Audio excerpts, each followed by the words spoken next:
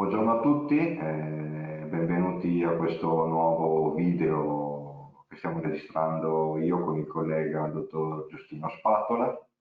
Parleremo sempre di detrazioni edilizie con un occhio di riguardo alle novità del decreto legislativo 13 del 2022 con specifico riferimento alla cessione del credito e allo sconto in fattura. Prima di procedere con l'intervista che farò al collega, ci sembrava opportuno fare un veloce riepilogo di quali sono le detrazioni al momento utilizzabili e quali sono le relative scadenze. Molto velocemente partiamo da quelle tema caldo, diciamo che sono super bonus 110%, relative a interventi di riqualificazione energetica e o al miglioramento sismico, con le tre scadenze: 31 dicembre 2022 per le unifamiliari e le cosiddette unità funzionalmente indipendenti, a patto che entro il 30 giugno si sia arrivati ad almeno il 30% dei lavori considerati nel complesso, quindi non solamente a lavori afferenti al superbonus, ma l'importo totale dei lavori. La scadenza è invece il 31 dicembre 2023 per i condomini, gli onlus o gli enti del terzo settore, per esempio l'RSA, residenze sanitarie per anziani, con percentuali che poi andranno a scendere al 70% nel 2024 e al 65% nel 2025. La scadenza invece è il 31 dicembre 2023 per gli ACP, le cooperative a proprietà indivisa, se entro il 30 giugno 2023 hanno raggiunto il 60% dei lavori sempre come importo complessivo, altrimenti la scadenza non è il 31 dicembre 2023 ma è il 30 giugno 2023. Questo per quanto riguarda il superbonus. Per quanto riguarda invece le altre detrazioni, quindi quelle diverse dal superbonus, abbiamo il tradizionale bonus ristrutturazione, quello del 50% con la scadenza 31 dicembre 2024, l'ecobonus ordinario con le varie percentuali a seconda dei casi del 50, 65, 70 o 75%, con scadenza sempre al 31 dicembre 2024, il sisma bonus ordinario dal 50 all'85% dei casi, anche qui a seconda delle tipologie di intervento, con scadenza 31 dicembre 2024, il sisma bonus acquisti per l'acquisto di immobili demoliti e ricostruiti in chiave antisismica da parte delle imprese, quindi un bonus riconosciuto agli acquirenti, che ha scadenza 31 dicembre 2024 con percentuali 75-85%, l'acquisto di box di nuova costruzione pertinenziali ad abitazioni 50%, scadenza sempre 31 dicembre 2024, il bonus facciate ridotto al 60%, in precedenza era 90%, che ha una scadenza 31 dicembre 2022, quindi di quest'anno, e sempre a scadenza 31 dicembre 2022, quindi di quest'anno, anche per la rimozione delle barriere architettoniche con una percentuale di detrazione del 75%. Quindi ecco, questo è un riepilogo molto veloce delle detrazioni in essere e delle relative scadenze. Passiamo ora all'intervista al collega dottor Giustino Spatola per le novità del DL 13-2022 relative alla cessione del credito e allo sconto in fattura. Allora, la prima domanda che ti faccio, Giustino, è: come è possibile utilizzare i bonus edilizi come alternativa all'utilizzo diretto in dichiarazione di reddito? Sì, allora i bonus edilizi sono delle detrazioni fiscali, quindi nella generalità dei casi sono fruibili a scomputo delle imposte che vengono dichiarate in dichiarazione redditi. Però diciamo con il decreto 34 del 2020, l'articolo 121, il legislatore ha previsto altre due modalità di utilizzo dei bonus edilizi, ovvero lo sconto in fattura, che è un contributo sotto forma di sconto sul corrispettivo dovuto anticipato ai fornitori che hanno effettuato gli interventi e poi da questi recuperati in due modalità: o mediante ulteriore cessione ad altri soggetti, comprese banche e intermediari finanziari, oppure ai sensi dell'articolo 17 del decreto legislativo 241, in compensazione mediante F24 con le proprie imposte, tributi e contributi. L'alternativa allo sconto in fattura è la cessione del credito, cioè la cessione di un credito corrispondente alla detrazione fiscale sotto forma di credito d'imposta ad altri soggetti, compresi gli istituti di credito e gli intermediari finanziari.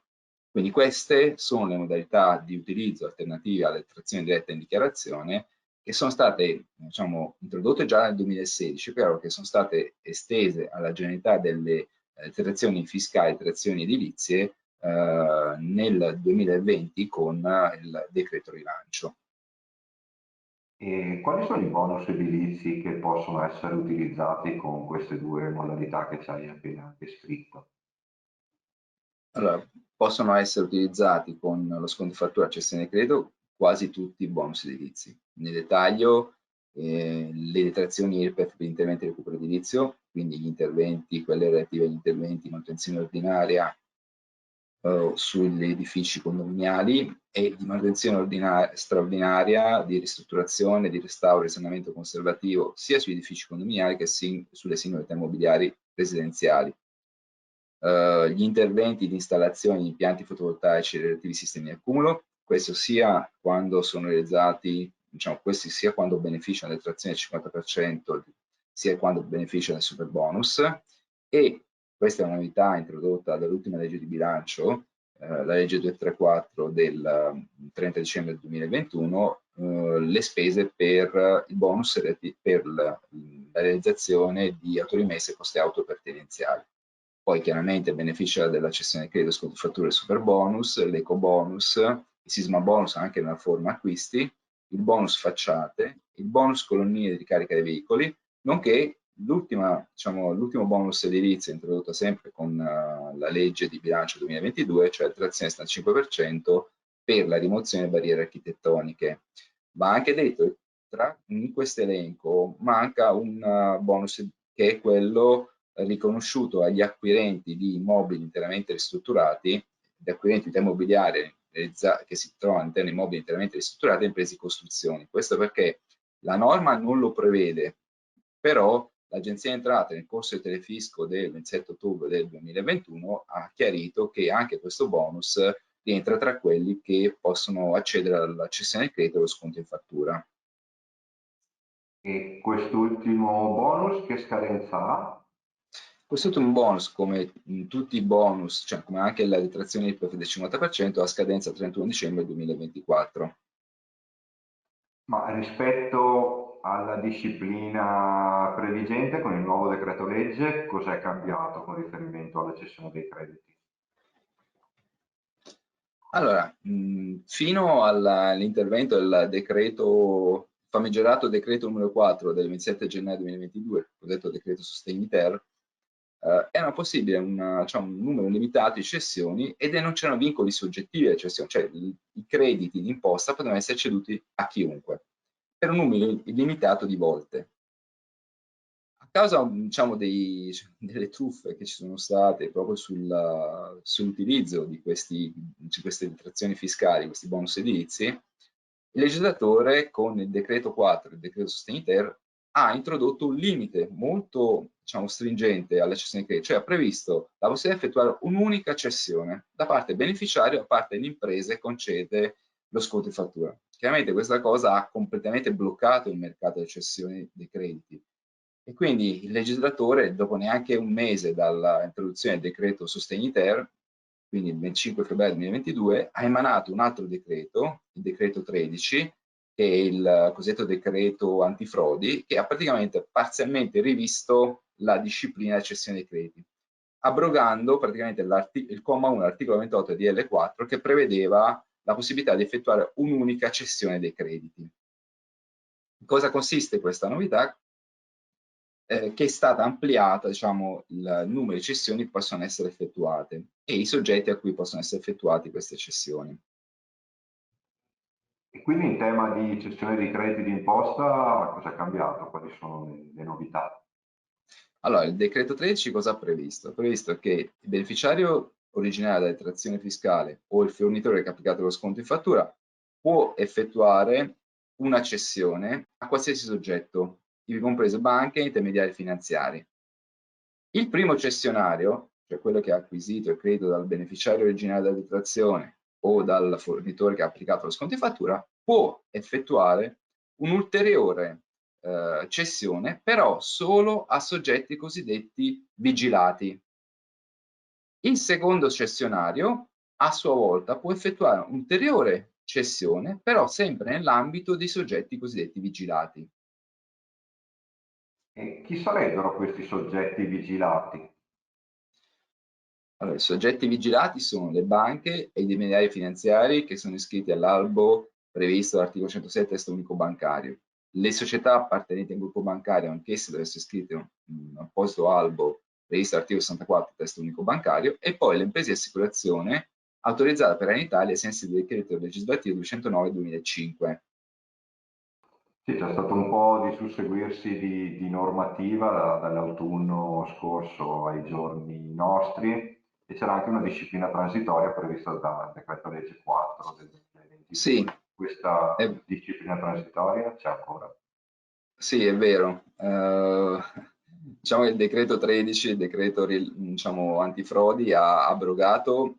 una parte diciamo, della disciplina prevista dal decreto 4. E c'era lì tutto un articolo, l'articolo 28, che aveva diversi commi che disciplinavano diciamo, la cessione dei crediti. L'articolo 1, il comma 1 dell'articolo 28 del decreto 4 è stato completamente abrogato, cioè quello che prevede sostanzialmente un'unica cessione.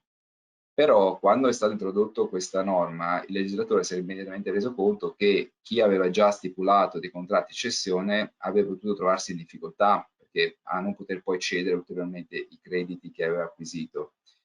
Allora è stata prevista al comma 2 sempre dell'articolo 28 una norma transitoria che prevedeva che per le opzioni di cessione di sconto in fattura inviate all'Agenzia Entrate fino al 16 febbraio 2022 oppure fino al 6 marzo 2022 per il bonus per la rimozione di barriere architettoniche, era possibile effettuare un'ulteriore cessione oltre la prima a prescindere, o ulteriore cessione diciamo, dopo quelle diciamo, successive alla prima, a prescindere dal numero di cessioni che erano state effettuate. E questo, come dicevo prima, per favorire chi aveva già assunto diciamo, degli impegni per effettuare la cessione dei crediti, sperando poi di cedere a sua volta questi crediti almeno un'altra volta. E l'Agenzia delle Entrate ha fatto una precisazione proprio rispetto a questo argomento sulla disciplina transitoria, se non sbaglio. Sì, è vero, la precisazione è stata necessaria, perché non avendo il nuovo decreto, il decreto 13, abrogato la disciplina transitoria, si è arrivato al paradosso che chi inviava l'opzione per la cessione del credito, lo sconto in fattura, a partire dal 26 di febbraio 2022, cioè dalla data di entrata in vigore del nuovo decreto, aveva la possibilità di fare almeno 3 cessioni. Chi invece lo faceva prima era costretto a fare al massimo una sola cessione perché era rimasta in vigore la disciplina transitoria. Allora, per questa ragione è intervenuta l'Agenzia Entrate non con un provvedimento ufficiale ma con una FAQ a chiarire diciamo, come comportarsi per, diciamo, con la disciplina transitoria che è rimasta in vigore per chi esercitava l'opzione prima del 26 febbraio 2022, cioè prima dell'entrata in vigore del nuovo decreto che era più favorevole nei confronti dei contribuenti. E l'Agenzia ha detto che nel caso di prima cessione, lo sconto in fattura effettuato prima del 16 febbraio 2022, cioè la data fatidica a cui diciamo, partiva, diciamo, che aveva preso come indicazione, che era stata indicata per l'applicazione di disciplina transitoria, il credito poteva essere ceduto una sola volta a chiunque e poi per 2 volte a soggetti qualificati, dice l'agenzia. Per qualificati chiaramente intende soggetti vigilati, quindi banche, intermediari finanziari e assicurazioni. Poi nel caso in cui, diciamo, di prima cessione che era comunicata all'Agenzia delle Entrate dopo il 16 febbraio 2022, quindi a partire dal 17 febbraio 2022, il credito poteva essere ceduto solo 2 volte a soggetti qualificati, quindi vigilati. Nel caso di sconto in fattura, comunicato all'Agenzia Entrate a partire dal 17 febbraio 2022, il credito poteva essere ceduto una sola volta a chiunque e poi 2 volte a soggetti qualificati. Mentre per quanto riguarda le cessioni successive alla prima, se la cessione veniva effettuata prima del 17 febbraio, entro il 16 febbraio 2022, il credito poteva essere ceduto una sola volta a chiunque e poi altre 2 volte a soggetti qualificati. Mentre per le cessioni successive alla prima comunicate all'Agenzia Entrate, diciamo dopo il 16 febbraio, quando magari la prima era stata comunicata entro il 16 febbraio, il che deve essere ceduto 2 volte a soggetti qualificati. Quindi, per riassumere, nei casi di sconto in fattura, sia che la comunicazione fosse stata trasmessa prima o dopo il 17 febbraio, era possibile effettuare un'ulteriore diciamo, cessione a chiunque e poi altre 2 cessioni a soggetti qualificati. Invece, nel caso di cessione del credito, se la comunicazione per l'opzione della cessione era stata trasmessa all'Agenzia Entrate prima del 16 febbraio, sia che si tratta della prima che di una comunicazione successiva, era possibile effettuare un'altra cessione a chiunque e poi 2 cessioni a soggetti qualificati. Nel caso invece in cui la comunicazione fosse stata trasmessa dopo il 16 febbraio, quindi dal 17 febbraio in poi, era possibile effettuare solo 2 cessioni a soggetti cosiddetti qualificati, ovvero vigilati. Ma con la nuova disciplina è ancora possibile effettuare una cessione parziale cosiddetta dei crediti d'imposta? Allora, diciamo la cosa bella diciamo, della disciplina originaria che prevedeva la cessione dei crediti e il sconto in fattura era che era possibile, diciamo, far circolare questi crediti in maniera, come dicevo, illimitata e nei confronti di chiunque. E inoltre un'altra cosa molto interessante è che c'è la possibilità di effettuare delle cessioni parziali successive alla prima cessione.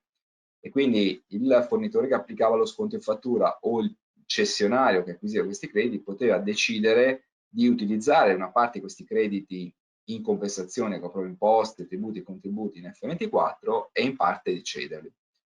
Con la nuova disciplina introdotta dal decreto antifrodi, questo non è più possibile, perché il decreto antifrodi ha previsto che a partire dal 1 maggio 2022 le cessioni successive alla prima non possono essere cessioni parziali, quindi il cessionario diciamo, di questi crediti può cederlo ad altri soggetti, quindi alle banche, come abbiamo visto, o a intermediari finanziari o comunque soggetti vigilati, però per intero, cioè non frazionando il credito. Questa nuova disciplina entrerà in vigore non immediatamente, ma dal 1 maggio del 2022. Questo perché? Perché l'Agenzia delle Entrate deve adeguare i propri sistemi informatici, perché il decreto 13 prevede, oltre alla impossibilità di frazionare i crediti ceduti successivamente alla prima cessione, prevede anche una targatura per questi crediti, cioè i crediti nel momento in cui si esercita l'opzione della cessione gli verrà attribuito a questi crediti un codice numerico univoco che consentirà di identificarli anche dopo diciamo, la prima, seconda, terza cessione, in maniera tale che sarà sempre possibile risalire al beneficiario originario della detrazione per verificare appunto che non siano state commesse irregolarità nella fruizione del bonus.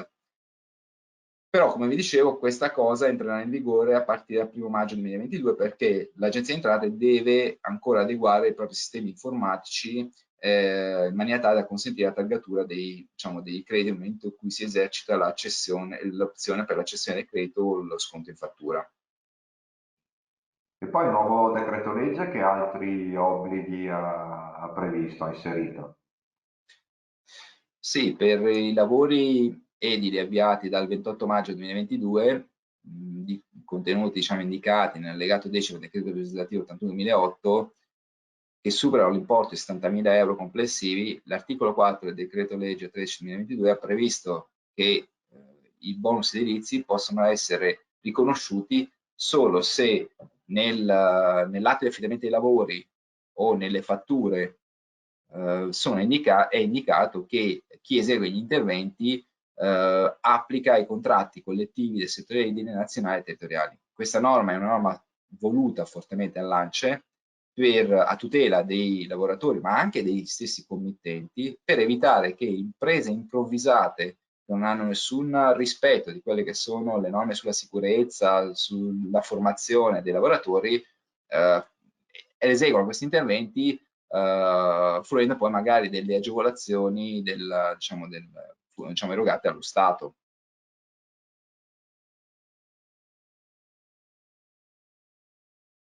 E quali sono i bonus per i quali appunto è richiesta l'applicazione dei contratti collettivi nazionali e territoriali dell'edilizia?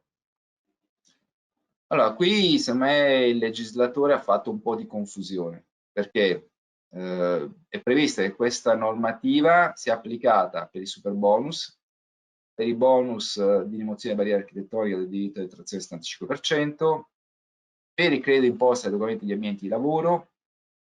per tutti i bonus quando si opta per la cessione dei crediti e lo sconto in fattura, e poi, cosa che non si capisce, come per il bonus verde e per i bonus mobili, e poi chiaramente per i bonus facciate. Cioè, sicuramente sono dei dubbi per il bonus verde e per i bonus mobili per due ordini di motivi. Primo perché il giardiniere e chi divende mobili difficilmente applica il contratto dell'edilizia. Poi perché in genere gli importi, per chi fa questo tipo di, diciamo, chi fa un intervento sui giardini o chi vende mobili non raggiunge i 70.000 euro. Quindi molto probabilmente c'è un refuso di cui il legislatore non si è accorto e diciamo, saranno necessari dei chiarimenti a breve per capire bene in che termini dovrà essere applicato questa nuova disposizione per questi due tipi di agevolazioni. Allora, per concludere e per dare un'informazione ancora più precisa, allora abbiamo detto che è obbligatoria l'indicazione del contratto collettivo nazionale o territoriale dell'edilizia applicato ai sensi appunto dell'allegato 10 del DLG 71 2008, quindi quali sono i lavori edili? Allora, gli lavori edili che richiedono l'applicazione di una disciplina sono quelli, come diceva il collega De Grandis, indicate allegato 10, quindi trovate sulla slide, sono i lavori di costruzione, manutenzione, riparazione, demolizione, di conservazione, risanamento e quant'altro, quindi tutti quei lavori tipicamente edili o di ingegneria civile. Non ve li, diciamo, non ve li elenco tutti quanti perché li trovate sulla slide e saranno a vostra disposizione sul sito di Ance Verona, sul canale YouTube. Però insomma sono quelli che vedete qui in sovraimpressione.